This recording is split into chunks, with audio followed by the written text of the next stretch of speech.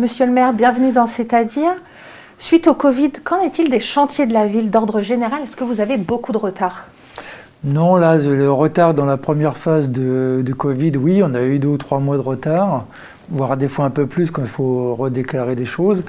Mais là, dans cette période-là, les chantiers ne se sont pas arrêtés, sauf rarement pour maladie. Mais suite au premier, déjà, vous aviez le premier, déjà il y a du eu des retard. retards, 2 ou 3 mois de retard, oui, ça c'est sûr. Vous avez dû prioriser certains chantiers ou est-ce que... Non, tous repartent. Tous repartent au Non, même parce que temps, les chantiers, c'est pas à nous de les prioriser. Chaque entreprise gère son personnel et c'est pas parce qu'une entreprise est défaillante que l'autre l'est, donc voilà.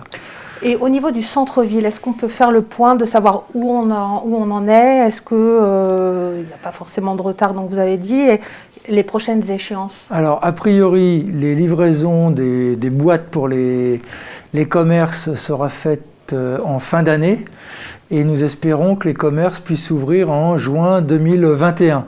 C'est ce qui est à peu près prévu. À propos mais par exemple, il y a un commerce où on sait qui est touché par le Covid. C'était le commerce de sport qui n'aurait pas eu ses emprunts à cause de la crise actuelle. Donc on est en train de travailler à une structure de remplacement. Donc là, vous avez, à part l'ensemble des commerces qui sont décidés. Pour l'instant, parce que ça reste toujours aléatoire. Par exemple, Naturalia cherche son gérant, parce que c'est des gérants qui le cherchent. Mais pour l'instant, personne s'est démis. Donc ça nous fait Naturalia, un commerce de sport à venir, oui. Et quels sont les autres? Et Roger Duguay me parle même d'un poissonnier, ce qui m'a beaucoup étonné. Mais moi je veux rester prudent, on verra quand ça ouvrira. Ce qui est intéressant, c'est que le magasin bio va rester. On cherche quelqu'un pour nous vendre du vin, enfin un magasin de vin et de produits crémeux. Et il y a cette possibilité d'un poissonnier, ce qui est une bonne nouvelle. Donc ça nous fait 5 commerces en fait en centre-ville. Un peu plus, non, il y en a plus que ça. Il y en a plus que ça. Ouais. Vous avez d'autres... Il y a une recherche de fleuristes aussi, il y a le boulanger qui est déjà trouvé et le bar brasserie, enfin la brasserie, je crois que c'est trouvé. Donc aucune annulation en fait. Pour suite au Covid, il n'y a pas eu... Non, il n'y a que la structure sportive qui risque de ne pas ouvrir. Et là, c'est pour les commerces et au niveau des grandes échéances sur les chantiers, quand est-ce que les derniers habitants pourront s'installer, par exemple? En fin d'année. Cette fin d'année sur ce lot 1, parce qu'après on a un deuxième lot, puisque ça va jusqu'au bar Brazza, etc., où là nous allons passer en phase de destruction de ce qui existe pour pouvoir reconstruire. Mais sur ce lot 1, en fin d'année, tout est livré. En fin d'année, et tout le monde pourra y habiter? Oui. Déjà, tout le monde habite sur les 2 bâtiments, il en reste 2, donc ce sera fini. Vous n'avez pas de librairie sur la ville, je me trompe? Ça dépend ce qu'on appelle une librairie, non. Il y en a un qui vend des journaux dans le quartier République. Et la dernière librairie que nous avions était à l'avenue des Grésillons, qui a fermé il y a quelques années maintenant. Vous comptez remédier à ça? Ça ne dépend pas de moi, ça dépend. S'il y a un libraire qui veut venir s'installer à Gennevilliers, nous l'accueillons à bras ouverts. Mais vous avez vu comme moi qu'il y a très peu de librairies maintenant dans les villes.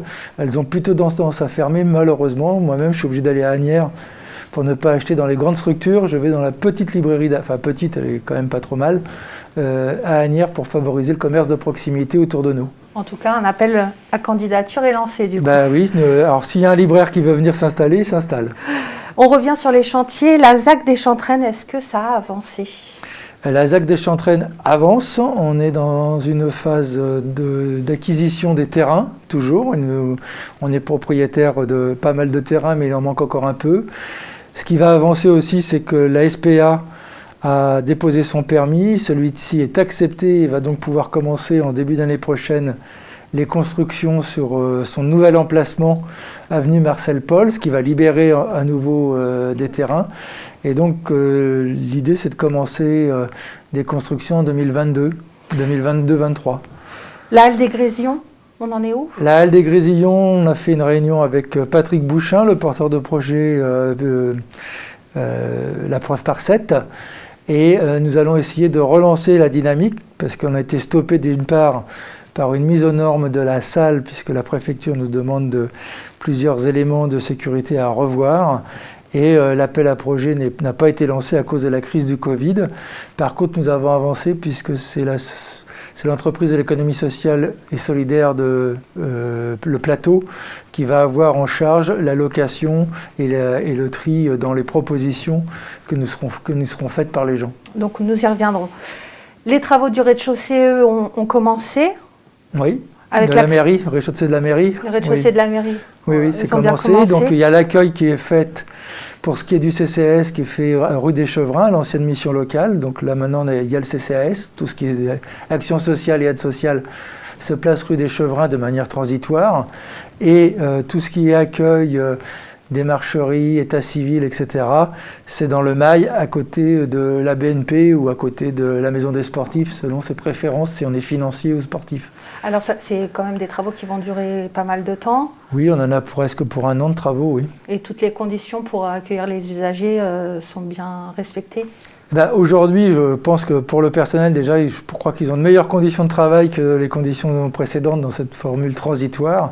Et ils auront encore de meilleures conditions de travail et donc de meilleures conditions d'accueil pour les usagers, oui, à l'avenir. On termine avec un point sur les Agnettes. Les travaux ont commencé à Joliot-Curie?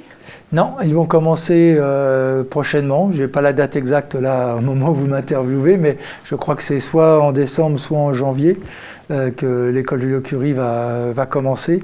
Et c'est plutôt une bonne nouvelle pour nous. Il y a des premières démolitions qui ont eu lieu ou pas? Ah il y avait plus rien, il n'y avait pas grand-chose à démolir à part un petit pavillon. C'est surtout que la préparation du terrain et la mise aux normes de la structure, puisque comme il y a la gare du Grand Paris, enfin c'est pas la gare mais la ligne 15 qui va passer juste en dessous, forcément la Société du Grand Paris nous dit au dernier moment qu'il va falloir rajouter des pieux sous l'école, donc nous allons rajouter ces pieux, ce qui va faire une augmentation du coût d'environ 350 à 400 000 euros, mais nous allons le faire. Et des travaux un peu plus longs aussi, du coup? Un tout petit peu plus long, mais c'est pas ça qui va nous ralentir le plus. On arrête là, on se retrouve la semaine prochaine dans C'est-à-dire.